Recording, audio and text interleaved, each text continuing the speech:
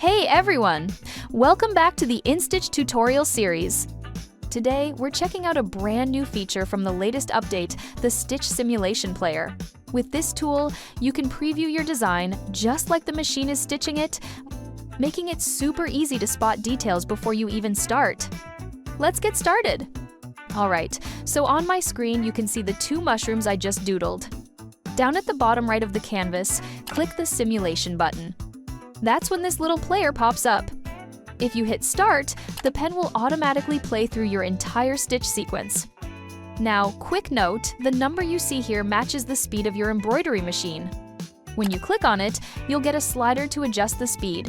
Set it close to your machine's actual speed, and you'll get a pretty accurate idea of how long the embroidery will really take.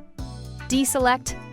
If you click the Start button on the left, the pen jumps back to the very beginning and starts the preview over. Click End, and it'll skip right to the last part of the design. And with Prev Col and Next Col, you can jump back or forward to the next thread color section. Click the middle, start again, and the pen will pause.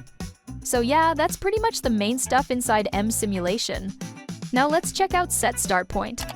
Here, you can pick exactly where the first and last stitch should be. Super simple, but really useful. And on the far right of the player, you've got two stitch options, Jump Stitch and Run Stitch. Choose whichever works best for your project, and you're good to go. And that's how to use the Stitch Simulation Player. It might look like a small tool, but it can save you a ton of time and help you avoid mistakes.